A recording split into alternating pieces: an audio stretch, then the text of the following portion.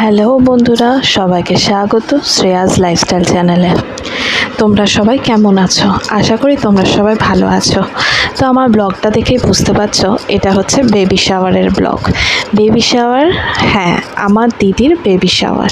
দিদি second pregnancy. তো এই দিন ছিল দিদির সাধের দিন। তো ছোট্টখাট্ট একটা গিফটের আয়োজন করেছিলাম। দেখতেই পারছো, দুটো শাড়ি, একটা আমার শ্বশুরবাড়ির থেকে, একটা বাপের বাড়ির থেকে, একটু 9 রকমের ফল, টিপের পাতা, একটা হার, আলতা সিঁদুর, একটা লিবন ছোট্ট, দুটো নেল পালিশ, একটা লিপস্টিক, এরকম ছোট্টখাট্ট করে সাজিয়েছিলাম।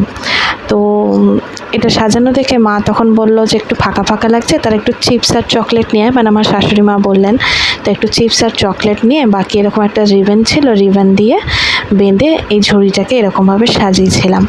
তো বাঙালিদের এরকম খুব একটা কিছু নেই। বাঙালিদের বিশেষ করে নিয়ম হচ্ছে যে 9 রকমের ফল দেওয়া, 9 রকমের মিষ্টি, আর আলতা সিঁদুর, শাড়ি দেওয়া। বাট জমানার সাথে সাথে তো আমরা সবাই পাল্টাচ্ছি। আগেকার দিনে ছিল কি মেয়েদের চুল কাটতে নেই, চুল কাটলে স্বামীর আয়ুক হয়ে যায়, নানান রকম এরকম ছিল। কিন্তু আজকালকার দিনে মেয়েরা তো চুলও কাটে, স্টাইলও করে, সবই কিছু করে। কেন? কারণ সময়ের সাথে সাথে সব কিছু পাল্টায়। তো ঠিক সেই রকম আমিও দিদির জন্য এরকম ছোট্টখাট্টভাবে, আমি এবং আমার শাশুড়ি মা, হাজব্যান্ডও অনেক হেল্প করেছে, ও সাজিয়ে টাজিয়ে দিয়েছে। সাজিয়ে আমরা দেখো ঝটপট চলে এসেছি দিদির বাড়িতে, মানে দিদির শ্বশুরবাড়িতে। এখানে দিদির শাশুড়ি সাজিয়ে দিয়েছে ওদের, মানে ওটা যেটা দিতে হয় 5 রকমের ভাজা আর সব রকম খাবার দিয়ে। আমি হাতে হাতে একটু আন্টিকে হেল্প করে দিয়েছিলাম। এখানে এখন আমরা একটু বেলুন সাজাচ্ছি। তো জায়বু বেলুন সাজাচ্ছিল, বা জায়বু গেঞ্জি পরেছিল না, তাই আমি চেষ্টা করেছি যতটা জায়বুকে কেটে দেওয়ার, না হলে মানে জিনিসটা খারাপ লাগছিল, তোমাদেরও দেখতে খারাপ লাগবে, সেই জন্য পরে যদি জায়বু বকে, তাই জন্য ওই জায়গাটা একটু কেটে দিয়েছি। তো এখানে দেখো আমাদের এখন সাজানো গোজানো চলছে। দিদিও ওইখানে ওই ঘরে বসে আছে। আমরা এখানে সবাই খুবই খুশি আজকের দিনটা জন্য। আসলে যে কোনো একটা ছোট্টখাট্ট অকেশনই আমাদেরকে ফ্যামিলিকে একত্রিত করতে সাহায্য করে, আর এটা খুব আনন্দের সহিত হয়। মা বাবার একটু মন খারাপ করছিল, যেহেতু বাবার শরীরটা ভালো না, মায়ের পক্ষে সম্ভব হচ্ছিল না বাবাকে ছেড়ে আসার। বাট আমাদের পক্ষে যতটুকু সম্ভব ছিল আমরা ততটুকু করে দিদিকে আনন্দ দেওয়ার চেষ্টা করেছি। আর তাহলে তোমরা দেখতে থাকো ব্লগটা কেমন লাগলো, আর আমার এই ঝুড়িটা সাজানো কেমন হয়েছে বলে। এই ঝুড়িটা ও দেখে প্রথমে বলে, ঝুড়িটা আমাকে কেন দিয়েছিস? এই দেখো, এই মিষ্টিটাও আমাদের পাড়া থেকে সাজানো হয়েছে। তো আমি বললাম, দেখ, ঝুড়িটা দিয়েছি কারণ ঝুড়িটার মধ্যে অনেক কিছু বাচ্চার জিনিস রেখে, মাথার কাছে রেখে তো শুতে সুবিধা হবে, কারণ বাচ্চার তো রাতে রাতে উঠে ডাইপার চেঞ্জ আর দুধ করতে হয়, সেই জন্য। তো এই ঝুড়িটা কী কী উপকারে লাগতে পারে সে নিয়েও আমি একটা ভিডিও বানিয়েছি, সে ভিডিওটাও তোমাদেরকে আস্তে আস্তে আমি নিয়ে আসবো। তো এখানে চলো সবাই মিলে, এখানে আমাদের স্বাদের আয়োজন হয়ে গেছে। দিদির শাশুড়ি এখন আশীর্বাদ করছে। আমি সাইডে সাইডে একটা করে পিকচার আমি দিয়ে দেব। বেশি পিকচার আমি তুলতে পারিনি কারণ আমি ভিডিও করছিলাম, তাও একটু একটু তুলেছিলাম, সে একটু পিকচার আমি সাইডে করে দিয়ে দেবো আর কি। আমার আর দিদির এদের পিকচারও তোলা হয়েছিল, তো সেটা জায়বুর কাছে ছিল, জায়বু আমাকে পাঠিয়েও ছিল, কিন্তু আমার ফোনটা মাঝখানে খারাপ হয়ে যাওয়াতে আমার ফোন থেকে অর্ধেক জিনিসই ডিলিট হয়ে গেছে। কিছু কিছু জিনিসটুকু আমি বাঁচাতে পেরেছি, যেটুকু জিনিসে আমি ব্যাকআপ করেছিলাম, মানে আমার হাজব্যান্ডের মোবাইলে। তো এদিকে সাইডে আমি সেই ছবিটা দিয়ে দিয়েছি। এদিকে দিদির একটু মন খারাপ হচ্ছিল মা বাবার জন্য, তাই জন্য ওর মনটা একটু খারাপ খারাপ লাগছিল।